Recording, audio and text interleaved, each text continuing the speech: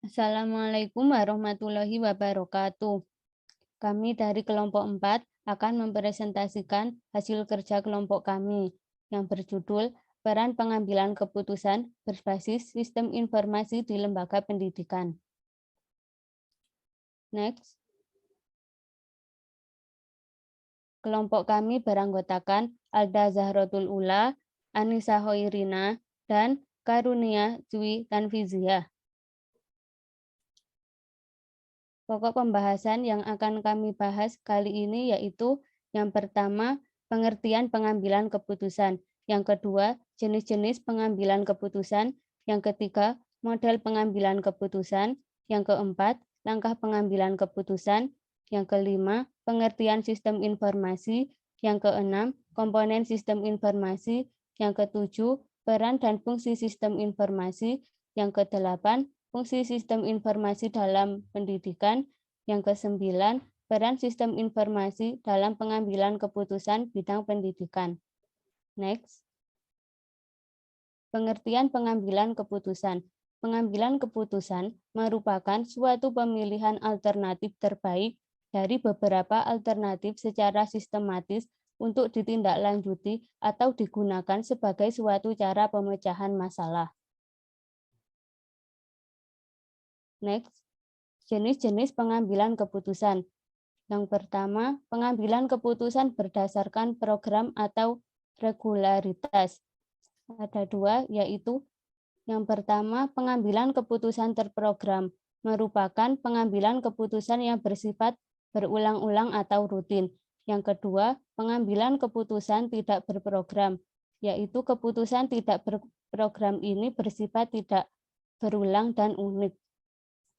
Selanjutnya, jenis pengambilan keputusan berdasarkan tingkat kepentingannya. Ada tiga. Yang pertama, manajemen puncak. Keputusan yang diambil di manajemen puncak adalah keputusan strategis. Yang kedua, manajemen menengah. Keputusan yang diambil adalah keputusan administrasi. Yang ketiga, manajemen operasional, yaitu keputusan yang diperoleh di manajemen ini adalah keputusan operasional. Next.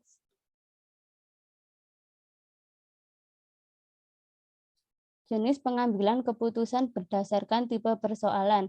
Ada 4. Yang pertama, keputusan internal jangka pendek. Keputusan ini berhubungan dengan kegiatan yang beroperasional atau rutin, seperti pembelian bahan-bahan baku dan sebagainya. Yang kedua, keputusan internal jangka panjang. Keputusan ini berkaitan permasalahan operasional, seperti struktur organisasi. Yang ketiga, keputusan eksternal jangka pendek. Keputusan ini berkaitan dengan permasalahan yang memiliki dampak terhadap lingkungan dalam jangka waktu yang pendek. Yang keempat, keputusan eksternal jangka panjang. Keputusan ini berkaitan dengan permasalahan yang memiliki dampak terhadap lingkungan dalam jangka waktu yang relatif panjang. Next. Untuk selanjutnya akan dijelaskan oleh rekan saya.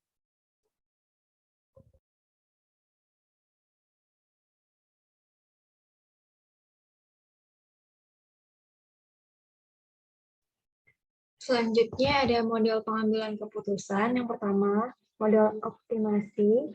Yang kedua, model satisficing. Yang ketiga, model mix scanning atau model pengamatan terpadu. Dan yang keempat, model heuristik. Lalu ada langkah pengambilan keputusan. Menurut Ginny Newport adalah yang pertama, penentuan tujuan. Pemimpin berpegang teguh pada tujuan yang hendak dicapai dalam pengambilan keputusan. Tujuan tersebut menjadi tolak ukur dalam pemilih alternatif pilihan. Yang kedua, pembatasan masalah. Sebelum membuat keputusan, harus ditegaskan secara akurat apa permasalahan pokok yang dihadapi. Kemampuan merumuskan masalah secara tepat merupakan faktor utama dalam menetapkan suatu keputusan. Yang ketiga, menentukan alternatif pemecahan. Apabila perumusan masalah pokok sudah terlaksana, maka dicari berbagai alternatif pemecahan masalah. Pimpinan sebaiknya berpikir dan mengidentifikasi berbagai kemungkinan pemecahan. Yang keempat, memilih alternatif yang terbaik. Melalui pemilihan dari pertimbangan rasional, maka pimpinan menentukan pilihan dari berbagai kemungkinan. Pilihan itu harus ada alasan atau perhitungan yang rasional, dan inilah yang menjadi inti dari pengambilan keputusan yang memilih alternatif. Yang kelima, implementasi. Setelah diambil atau dipilih sebuah alternatif, maka selanjutnya adalah penerapan dari alternatif tersebut. Yang keenam, tindak lanjut. Monitoring adalah suatu proses belajar di mana pimpinan merefleksikan setelah tindakan yang telah dilaksanakan apakah terlaksana sesuai dengan tujuan yang telah ditetapkan. Selanjutnya ada informasi di manajemen. Dalam perkembangannya, teori-teori manajemen berperan penting bagi perancang sistem informasi manajemen karena bermanfaat dalam pengembangan model-model keputusan dalam memecahkan masalah. Menurut Sutanta, sistem informasi manajemen merupakan kumpulan dari subsistem yang saling berkaitan, berkumpul, dan membentuk kesatuan, bekerja sama dan saling berinteraksi antara bagian yang satu dengan yang lainnya dengan berbagai langkah-langkah untuk dilakukannya fungsi pengolahan data, input-input data, lalu diolah dan dihasilkan output yang berupa informasi sebagai bahan dasar dari pengambilan keputusan yang bermanfaat dan bernilai nyata yang dapat memberikan dampak pada masa kini maupun masa mendatang, dan juga mendukung kegiatan operasional, manajerial, dan strategis organisasi dengan memanfaatkan sumber daya yang ada untuk mencapai tujuan. Selanjutnya ada komponen sistem informasi. Komponen sistem informasi sesuai yang dikemukakan oleh O'Brien terdiri dari 5 komponen dasar yang meliputi sumber daya manusia, sumber daya hardware, sumber daya software, sumber daya data, dan sumber daya jaringan.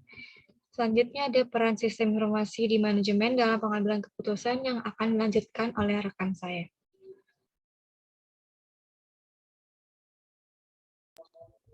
Selanjutnya, peran sistem informasi manajemen dalam pengambilan keputusan.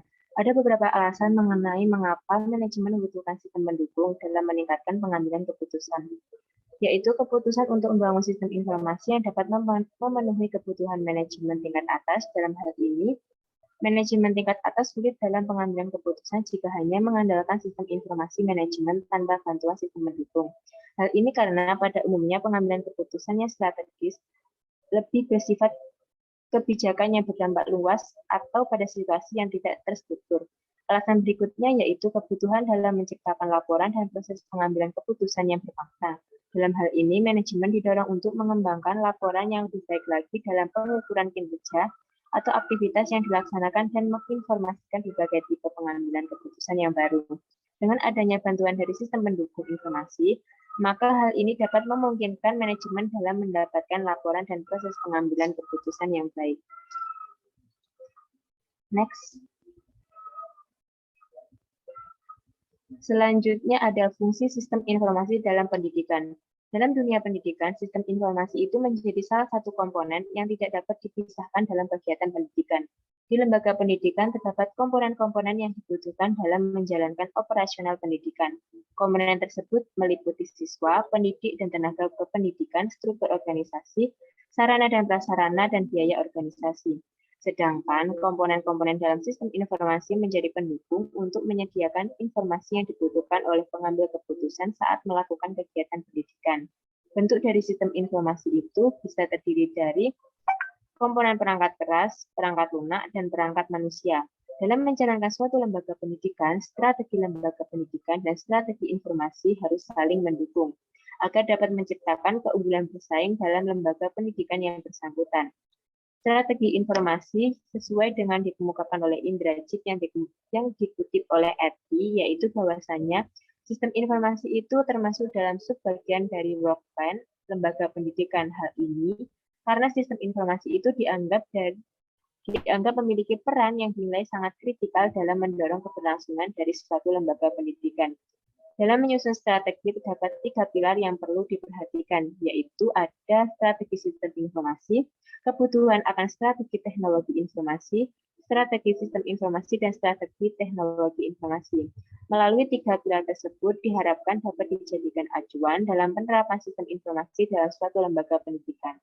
Next. Selanjutnya ada peran sistem informasi dalam pengambilan keputusan di bidang pendidikan. Dalam suatu lembaga pendidikan, sistem informasi itu sangat membantu kinerja guru dalam melakukan peningkatan dari mutu pendidikan di Indonesia. Jadi, peran dari sistem informasi dalam pengambilan keputusan di bidang pendidikan yaitu sebagai bahan untuk mempermudah pengambilan keputusan, dan pengambilan keputusan juga bergantung pada cepat atau lambatnya informasi tersebut didapatkan. Sehingga peran dari orang tua yang bertanggung jawab atas informasi dalam lembaga pendidikan sangat dibutuhkan. Next.